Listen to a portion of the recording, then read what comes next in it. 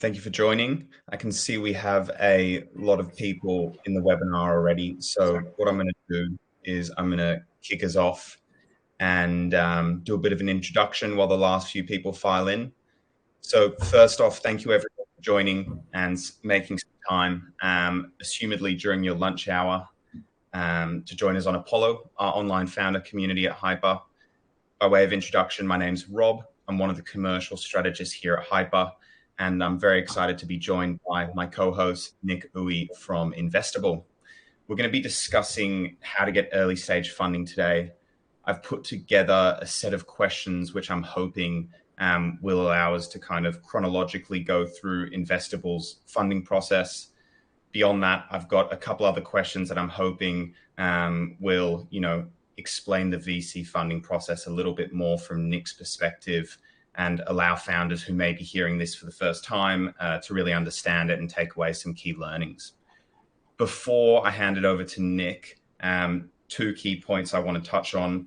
If you have any questions, please put them in the chat box. We will endeavor to get to all of them towards the end of the session. If we can't get to them, rest assured we will answer them. We might just have to take them offline. We'll email. We will also send like an Apollo direct message as well.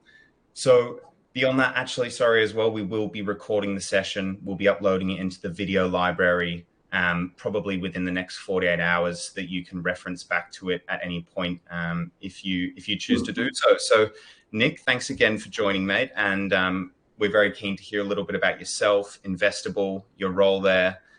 I'm also appreciative, and I want to let everyone know or make them aware at least that you've been feeling a bit under the weather over the past week. So we're extremely grateful for you jumping on today. Thanks, Rob. Appreciate it. And thanks for having me on. It's a great honor to be part of this community, and hopefully the advice that I provide today will resonate with the founders on the call. So thanks for that. Wonderful. So maybe a little bit of a background, Nick, and a bit about Investible and your role there. Yeah, sure. So I'm part of the investment team at Investible, Investible is an early stage VC fund based in Sydney, but we have an office in Singapore as well. Our focus is really on the early stage startups. So we like to invest from the pre-seed stage, when essentially you just have an MVP, so minimum viable product, all the way to the Series A stage, in terms of initial checks. Our mandate's pretty broad, so we invest across all industries, excluding biotech, and we also invest across multiple business models. So whether it be software, so B2B side, B2C, hardware, and deep tech. So we have no preference for either. That's pretty broad in that sense. And I'll say one thing that is unique about Investible is we have a network of angel investors called Club Investible, which is essentially a group of 150 angel investors as part of our network who can actually co-invest alongside our fund. So if you imagine Investible makes an investment through our fund into a startup, and there's still room left in that round, we can actually allocate and market that opportunity to our Club Investible network, and also provide the direct connection between the founders and also directly to those respective individuals as well. Awesome. Thanks, mate. And look, I mean, I know you've been in the VC ecosystem for, a couple of years now.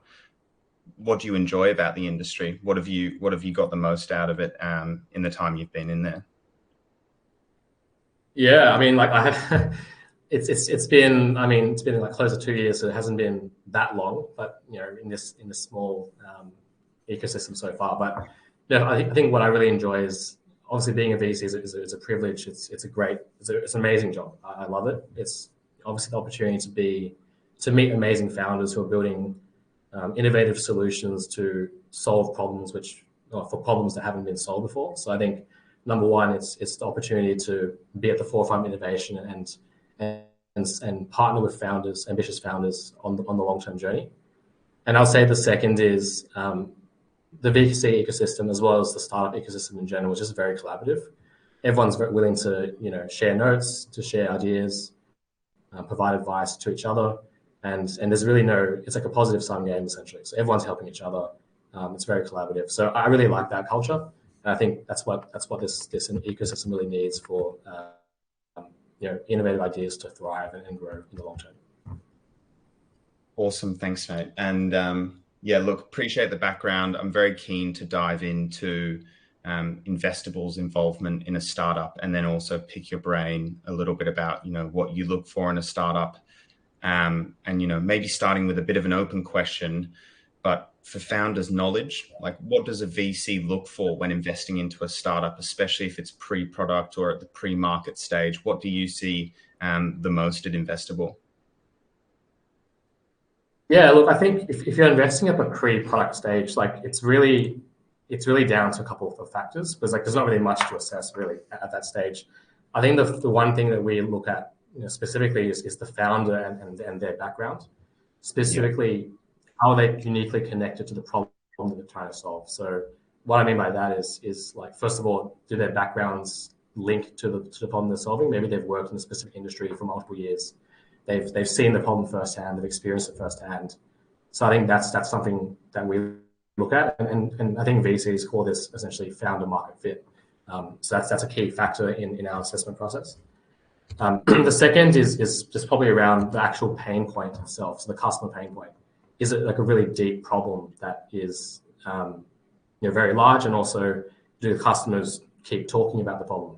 I think that's one unique assessment that VCs will look for, because it actually helps determine whether or not it's a problem worth solving, essentially, for founders.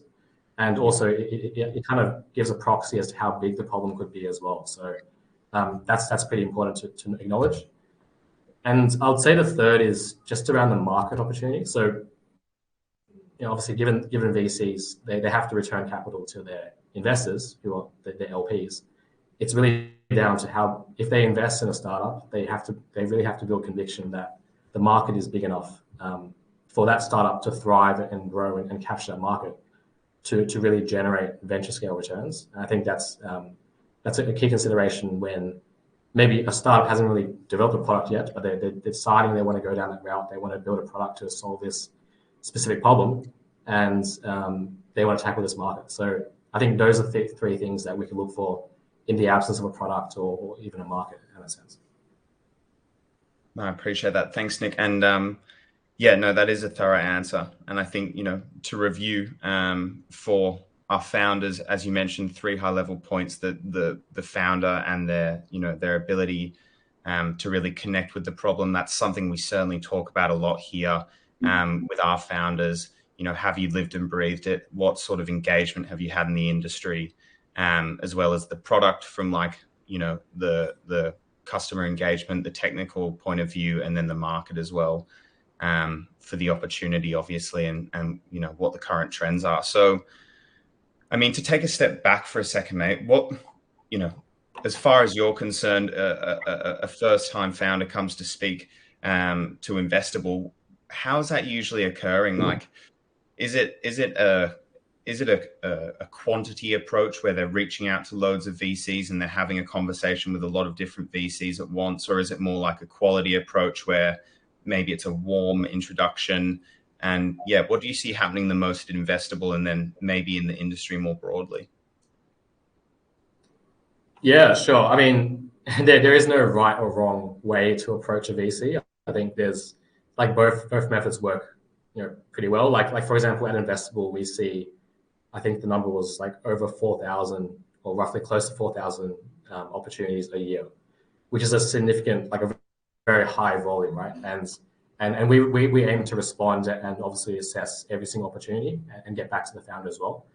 And that's just purely from a cold outreach perspective. So people might apply on our website. They might kind of message one of our team members directly to set up a chat, for example. So that's like we obviously, from an investor's perspective, we take a look at every single opportunity that comes to us. Having said that, of course, I mean, the preference is for a warm intro. So if you know someone who knows us, of course, that will be preferred, because obviously we can have a chat with them to kind of get their perspective on the startup and maybe the founder as well, and also provide some unique insights there. So I would say, like, my advice would be, if there is a warm intro available and you have one, then for sure, like, leverage that and try to go through that network. But if you don't, it's totally fine as well. And I think like my advice is a lot of VCs are very open to cold outreach. Like I myself, I basically respond to every single message that I get on LinkedIn. People send me messages all the time, or even Twitter. So I think a lot of junior VCs are open to receiving cold outreach from various founders. So I would approach it both ways.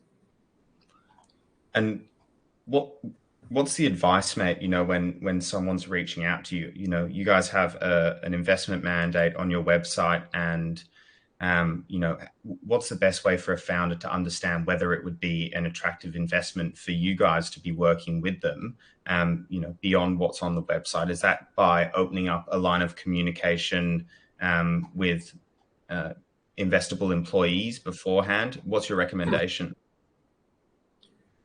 Yeah, look, I think that the preference is to really meet us early and build a kind of long-term relationship. I think some of the best, if you look at some of our portfolios, some of the best founders that we've met, we've actually been building a relationship for quite a few months prior to them actually raising their round. And the reason for that is, I think the first is obviously, it's kind of like dating, right? You don't really know straight up front. You have to make a decision straight away whether or not you want to kind of see this person or not again. So it's really just about building long-term rapport over time. And even the founders can actually provide ongoing updates as well, on a month-by-month basis, for example, to communicate to the VC that they've made significant progress over months, and also maybe any significant milestones that they've achieved over time. And that's actually pretty impressive for us as a VC, like looking at some of the founders that we've built relationships with, because obviously that it gives us confidence they can execute and really grow at scale. So I think that's probably the preferred approach there. Yeah. So you've made the successful introduction as a founder, and you're looking to essentially go in for like a proper pitch now, to give you guys an understanding of whatever the founder's working on. What's the best way that you've seen someone prepare for this? Like, what are the best ways founders have shown you that there is a problem that needs to be solved, and they've pitched it really eloquently to you? Yeah, I mean, there's a variety of ways. I mean, the typical pitch would be like through an investment, like an investor deck, essentially, which is like a PowerPoint presentation, which is pretty standard. But I would say the outlier founders, the one who go above and beyond, and one that I kind of really like, is they would actually embed customer testimonials or even a product demo within the investor deck to outline that the problem is really real. So back to your kind of question around the problem and if it exists or not. I think really getting strong customer testimonials is very powerful, because I think number one, it actually talks to the problem that it actually is very large and it's real. It's very real and it's very big. And the second is if that customer has used their product and it actually inherently solves the problem that they've been facing this entire time, that speaks to the volume of the product that the founder is building, and it really speaks to that customer love and that maybe an inference of product market fit as well. So I would say like embedding customer testimonials is something that is very powerful, and I think a lot of founders don't do that as often as they could in their pitches. But yeah, obviously understand that investor pitches aren't the most lengthy. So there's obviously a time limit and there's various factors to be considered. But you can always attach something after a meeting with a VC through an email, for example, to kind of show them that attribute as well. Yeah, no, I think that's a great point, mate, about the customer testimonials. And it's something that I certainly talk a lot about with my founders. And I mean, it doesn't necessarily have to be, a signed letter of intent. It's just, your ability to go out there and have a conversation with early adopters or with companies of interest, get as much feedback as possible. And, even in some instances, just providing an email that indicates that, there's a level of interest for the solution. It's so powerful. So, moving on, I guess that I wanted to kind of ask, and you answered it a little bit for me, but what other key problems and mistakes that, are easy to avoid do you often find yourself recommending founders to kind of go away and do before they come back and speak to you again? Yeah, I mean, there's a variety of things, and I think in the pitching process, I think founders try to how do I say it? Try to make things look very pretty to appeal investors, but I think that's probably the wrong approach. Like, I would be very transparent and open to communicating, number one, like your traction and your outcomes that you've achieved, and number two is just around being evident with kind of the results that you've achieved as well. So I would say the first is kind of content oriented. So when you imagine an investor deck, you need to fill it with content, which is obviously, it's something that you don't have to actually work on. You have to work on it separately prior to actually pulling together the presentation, right? So that's really is how can the team execute. So it's really down to building the product. It's really down to the go-to-market and acquiring customers. It's down to obviously like getting partnerships on board and various other stakeholders involved.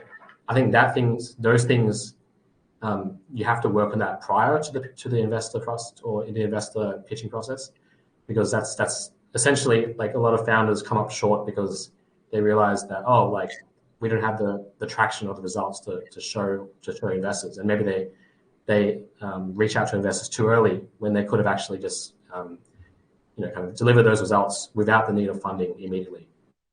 So I think the first is, if you have the opportunity to really kind of grow and scale without the need for funding, like, as soon as possible, I think that would be the preference, because obviously it gives very good confidence for investors when you see that like some of the founders have bootstrapped themselves for multiple months, even years, before even reaching out to VCs or even any sort of capital providers to get to that stage.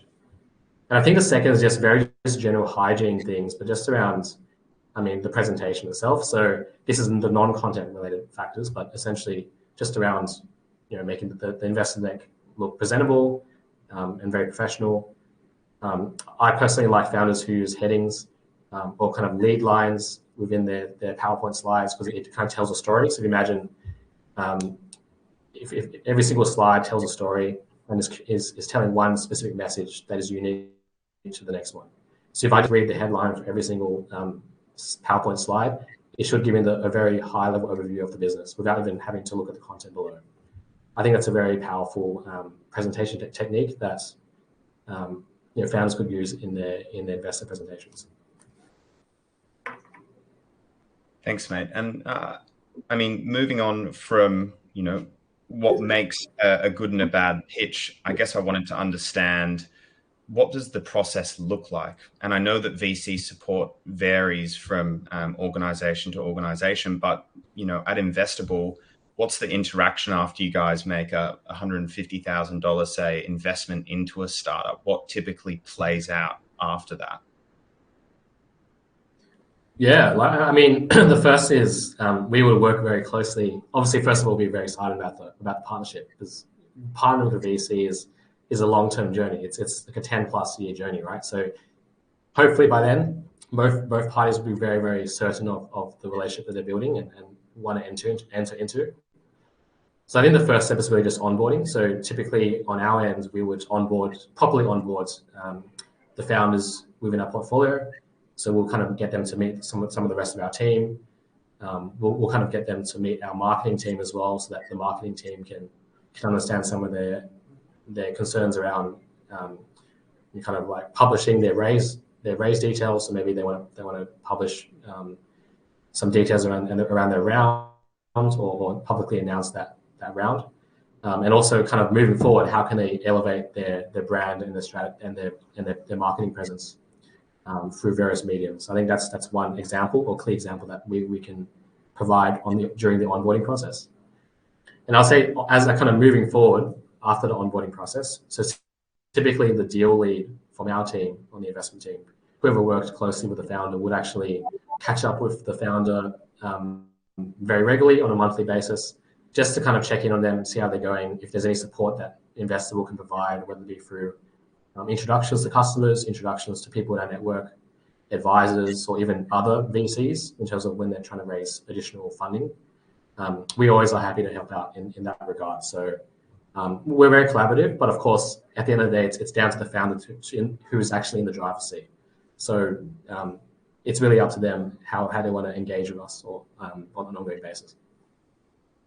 Yeah, so it stands out to me, mate, that the kind of key point of support is going to be around that, advisory, the network, the support from a big community, essentially, and your ability to connect people to others. So perhaps taking a step back again, because we are following, a little bit of like a chronological line of thought here, but what about, asking the question, does VC funding work for everyone? Does this route work for all startups? And maybe you could kind of expand on that a little bit. Yeah, that's a very good question. And it's very controversial as well. But in my opinion, I believe that, so I think first of all, that to answer your question directly, I think VC funding is actually not for every business, to be honest, and to be quite frank. There's been many successful businesses who have never raised VC funding at all. And they've gone on to do amazing things. So I would say, as a founder building a business, you have to first of all think about what is like the long-term vision and mission of what you're trying to build.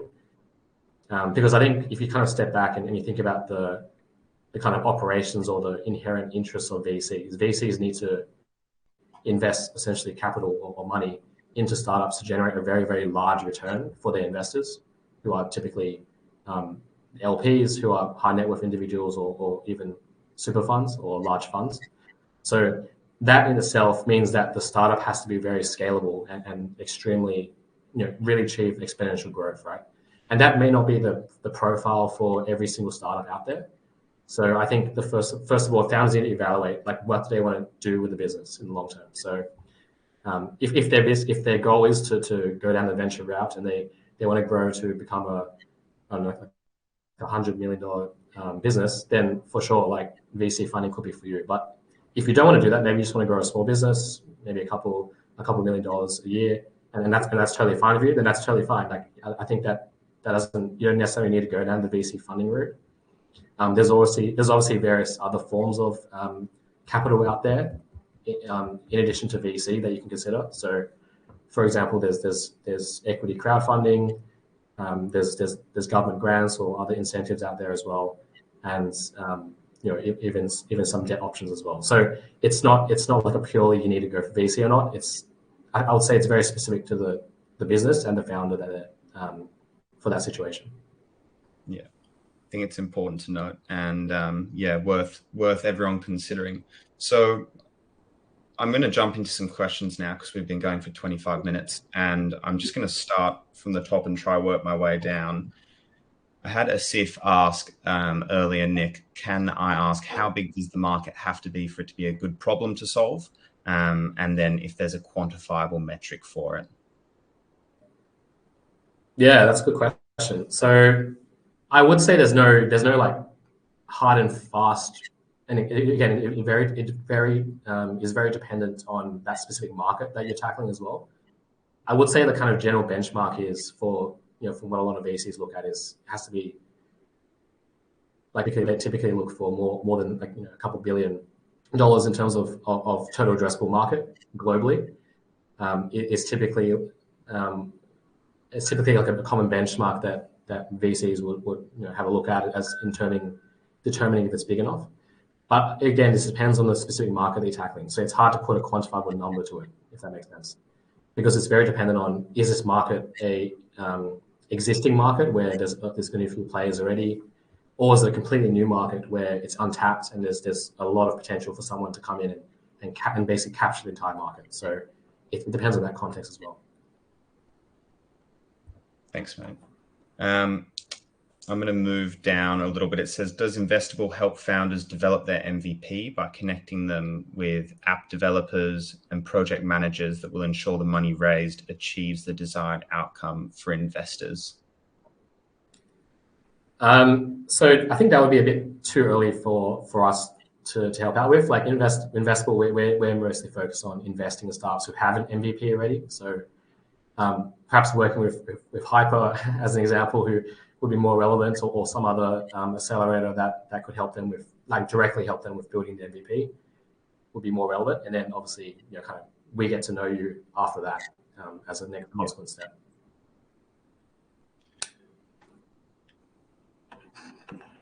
Colin Charles has just put a comment in and said, what's the best way a founder can ask a VC what the VC might bring to the partnership in, the most professional way?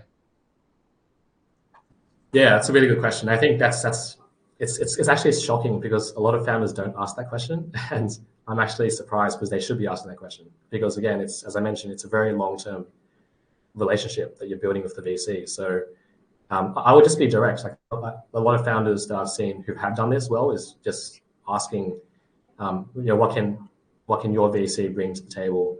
How are they different from other VCs? And yeah, what can they bring beyond capital? I think that's like some of the key questions that you can ask directly.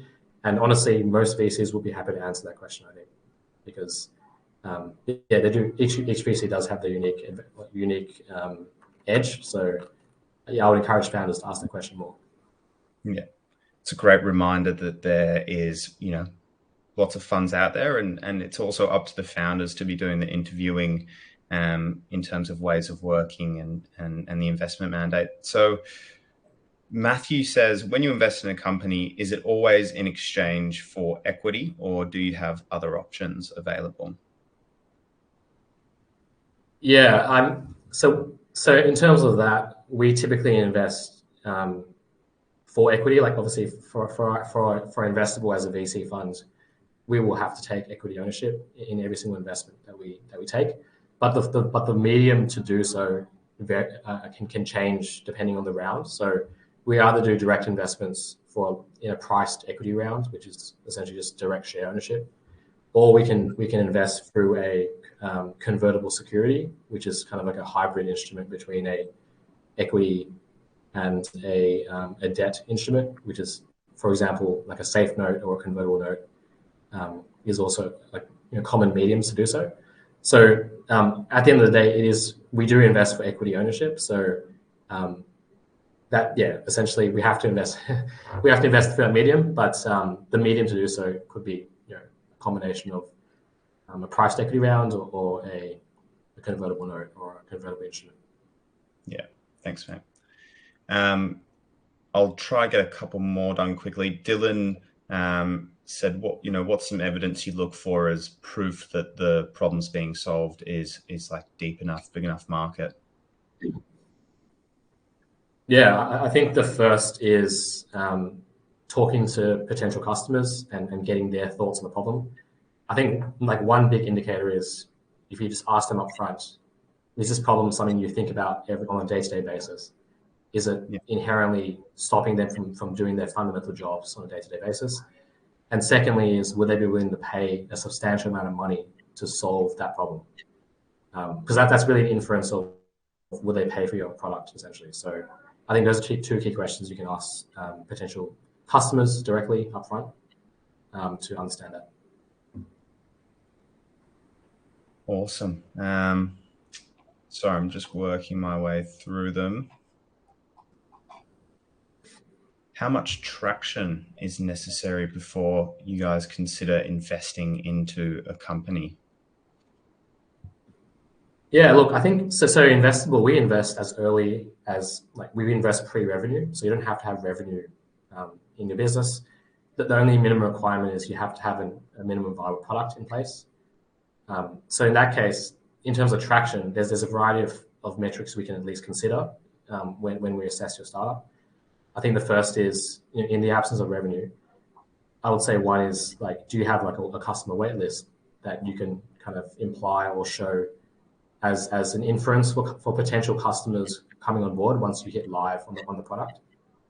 I'll say the second is also just around maybe some unique partnerships or exclusive partnerships that you've been able to obtain that might enable customer acquisition moving forward. I think that's very powerful.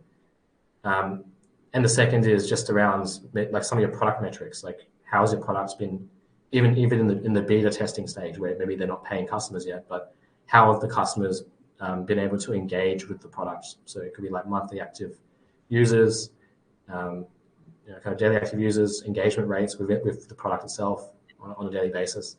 Things like that can help a VC assess a startup pre-revenue. So yeah, there's definitely quite a few metrics out there that you can consider. Awesome. Well, look, we've just ticked over 1 o'clock. So what I'm going to do is I'm going to make sure we have all of the rest of the questions noted down. I will be on top of that, and I'll get them answered for everyone with Nick at some point later today. Firstly, big thanks, Nick, for jumping on. I know that it was probably not too exciting, thinking that you've got a webinar on, considering you were feeling so under the weather all weekend, and we appreciate you doing so and giving up 30 minutes of your time. And yeah, I'll loop back around to everyone else who's asked a question. As mentioned earlier, there will be a recording available for you to refer back to. And yeah, I'm looking forward. Maybe we'll do one of these again sometime in the future. And thanks for jumping on, guys. Thanks, everyone. Appreciate it, Rob. And thanks for having me on. Thanks, man.